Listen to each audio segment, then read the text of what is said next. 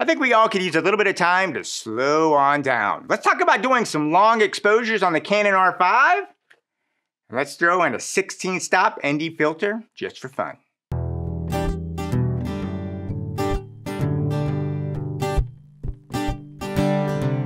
So life is going very, very busy for me right now, and I decided this week I just wanted to focus on slowing things down a little bit. And that's where I just decided that some long exposure photography, because what makes you slow down more than that, will be a great thing to focus on this week for you out there. But when we're photographers, we just don't want to document a scene. We want to actually capture the emotion that we feel in that scene and share it with our viewers. And sometimes the emotion of a scene requires a little more creative components on our part. Now, if you're looking at a photograph and want to add that extra level to it, I think an ND filter actually has two major components that come into play that you should think about when you're thinking about using it. One, they can be additive, which means you can use them to add texture and nuance to a scene that you wouldn't get just from a straight out photo.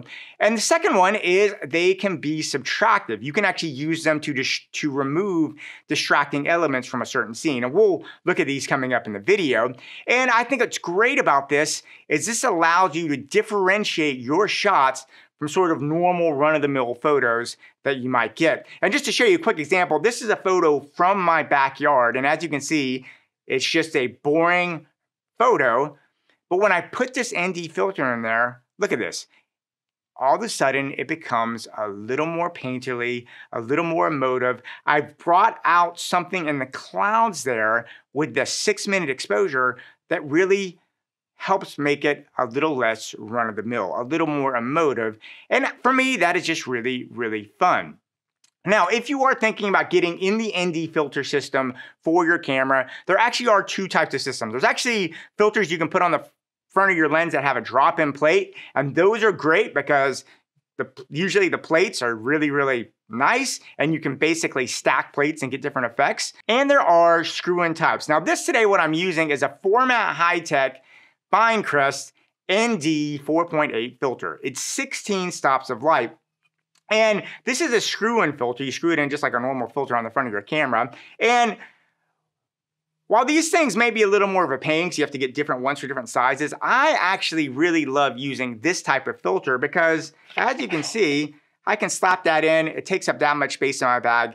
It's good to go. And it's just super convenient and very, very fast. Some of the bigger systems with plates in it, I just, honestly, I'm walking around, it takes up space in my bag, it's bulky. I will use them sometime, but for me, a good screw-on filter is great. That's what I'm gonna be using for these tests. Now remember, you're not gonna need to get a 16-stop ND filter for every shot you get. It's one of those things, it's a variable. You wanna have it just to add some variety to the stuff you're shooting and depending on your circumstances.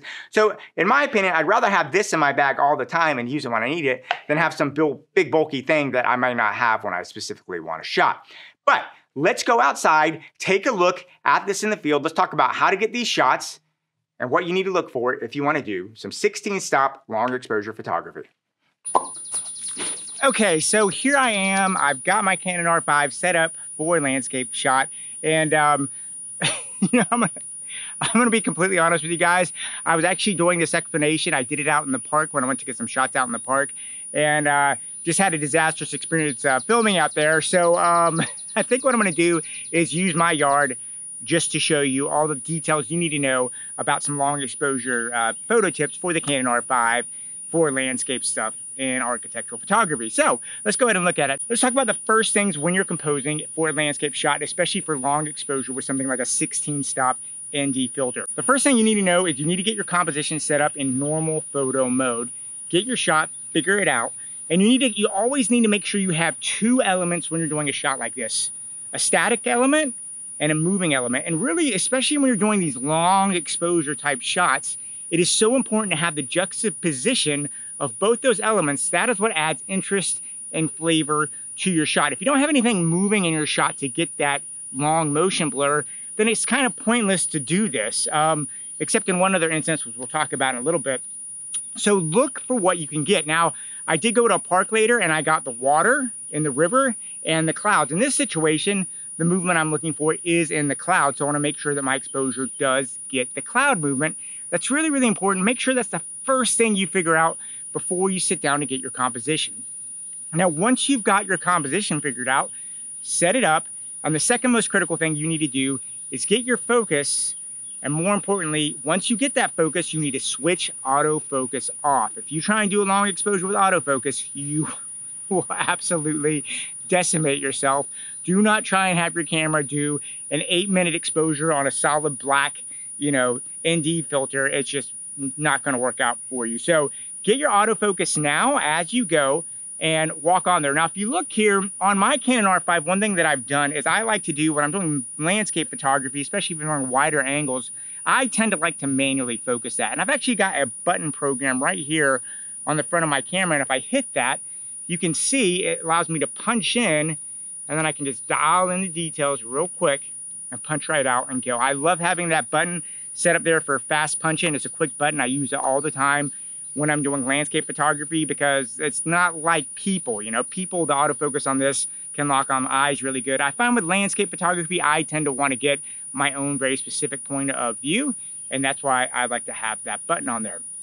Now, once you're set on there, what you need to do is you need to take your first picture and set your exposure correctly when you're doing this. So what I did is I had this composition, I took the first picture. Now, when I did this, I know I want to get as much movement. I know I want to exaggerate the time as much as I can. So help your camera out. Shoot. Sunny F, so I went to an f16, which I know is a very small aperture. I dialed my ISO all the way down to 100. So doing all those things, I had an image that gave me a 1/160th of a second, an f16, and an ISO of 100. So once I had all those things, I knew I could then get ready to start preparing for my long exposure. So the first thing I want to do before I ever put anything on, I'm going to get out my phone right here. Okay, and there is an app on here called Long Exposure Calculator. This is a free app you can get from the Apple store. I don't know if there's one for Android, but there should be something like this for an Android. And what's great about this is I can click on this free app, and I can dial in the settings to get exactly the timer that I need. So for instance, in this situation, I know I have a 16 stop filter, and I know I'm shooting at 1/160th of a second. And if you look there, that tells me I have to dial in 6 minutes and 49 seconds for my shutter speed once I put that ND filter on. So we know we got that, we're good to go. Now, the good thing about this calculator, I could actually hit start right here, and it'll start clicking down if I don't have an internal timer on my camera. That being said, the Canon R5 does have an internal timer on the camera. That's one of the things that makes it cool, and we're going to use it just to make our life a little bit easier because it's just one less shutter hit to get on there. One other thing I would recommend getting is I have a remote trigger here on my camera. This will let you dial it without touching the camera and risk any shutter shake or anything like that on there. Now, once we have done that, once we've gone from our photo manual, we need to get into bulb mode because we cannot set a 6 minute and 49 exposure on this camera in normal photo mode, but we can do it in bulb mode. So let's go ahead and hit mode right here. And in mode, switch over to bulb, okay? Okay, so now this is very, very important. If you are shooting bulb mode on the Canon R5, you need to make sure you do this. And that is you need to engage the bulb and the timer to make sure the camera stays open for the length that you want it to stay open. This is actually something that's a little bit different for me coming from a world of DSLRs where I just would click the button and then hit it again to stop and I could just decide the time. Here the Canon R5 lets you do it basically based on a preset time in the camera. So it's got to do that. You need to go into the menu, and if you come under the 6th menu of the camera things, you'll see bulb timer. What you need to do, it's disabled by default. Go ahead and hit enable, okay? And then once it's enabled, if you hit the info button, you can go there and dial it in. Now remember, the app that we got said we need to set this thing for 6 minutes and 49 seconds. So what I'm gonna do is I'm just gonna set it for 6 minutes and 49 seconds. Hit okay. And then I'm okay. And then basically, I am good to go. And now all I have to do is hit my shutter. And now there's a countdown on the time of the camera. I can look at it and know how much longer it's got to go. And this actually counts from 0 up because I know I had 6 minutes and 49 seconds. I can look at this timer and know that the camera will record for the full 6 minutes and 49 seconds. And I want to be honest, this is really, really awesome. I love this to have that on there. The only downside to this that I would say if you are a long shooter is in certain situations, especially when you're shooting these long 6, 8, 10-minute exposures, sometimes clouds may come over. And if you're using it purely mechanically, it's sometimes nice to know that the light has changed from your sunny shot you got earlier. And sometimes it's nice to let a couple more seconds in there. And for this, it'll just go straight to that. So if you are worried about that, you do have the option, maybe set it 30, 40 seconds more than the time it says. And then you can just manually cut it off. Once you hit the button, it'll stop even if it's before the time. So just good to know and what we can do. So that's pretty much what we got here for this. Let's go ahead. It's starting to rain, but let's go find a composition out in the woods where this actually makes sense and we can kind of see an area we could use it. So, all right, let's go. Okay, so the first location that I shot was an object failure. It just did not work very well.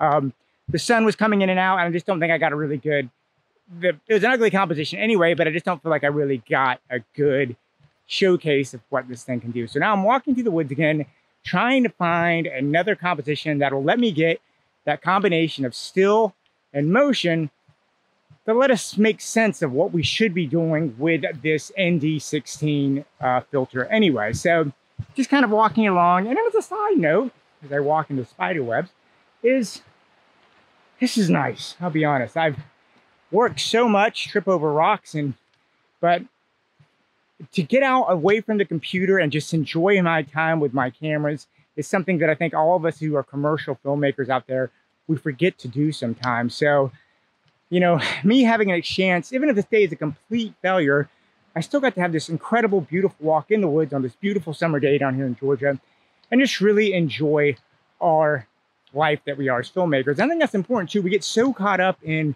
trying to be successful and trying to get the next thing that we sometimes lose perspective of just what an incredible life we have as filmmakers here at the dawn of the 21st century. So anyway, I'll keep on walking, try not to trip while I do this. And yeah, man, let's see if we can find something cool out there.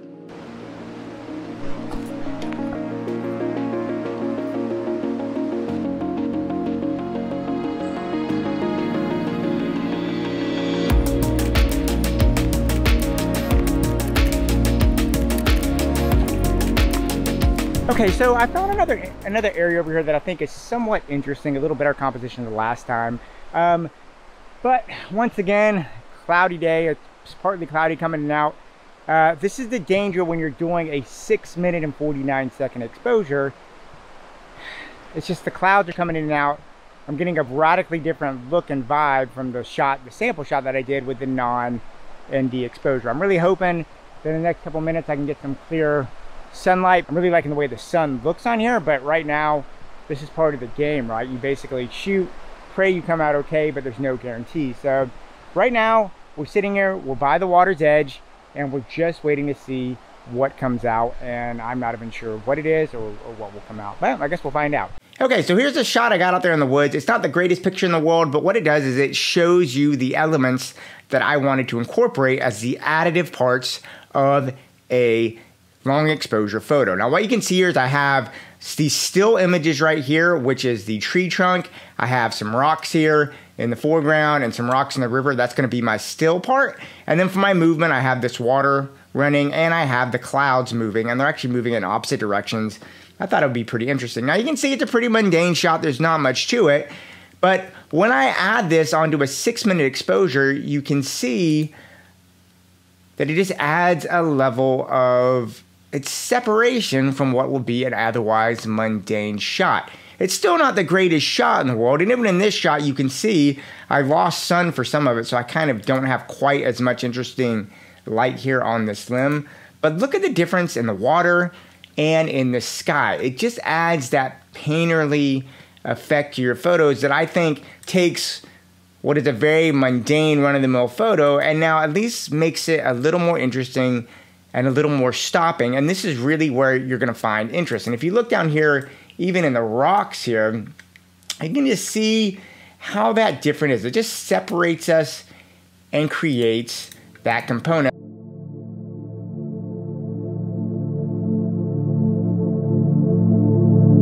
Okay, so I'm here in downtown Athens, very, very noisy. I apologize for all the construction going on. If you look over my shoulder, I actually have the Georgia Theater right behind me, and I wanted to use this area to showcase what I consider the subtractive part of what you can use an ND filter for if you're thinking about using one. Now, if you look here, I'm in a city, there are lots of cars, there are people walking across the street, and I just want to get a picture of this building, and I want to get it clean from the distractions. I don't want to worry about cars, I don't want to worry about people ruining my shot. And one nice thing about that is I can set this up to do it. Now I've set this up, the exposure gave me a 1/125th of a second, which according to my calculator means that I could get an 8-minute and 44-second shot here of the building. Now, hopefully that's enough time to make all the cars disappear, make all the people disappear, but really we just have to go and see. But this is really what I consider the next important thing you should consider an ND filter for, is it allows you to subtract distractions. If you need clean architectural shots or clean pictures and you want to remove people, then this is a great way to do it. Let's go and take a look and see what the actual pictures come out like. Okay, so here are the photos I took of the building. And once again, guys, just remember, for this test,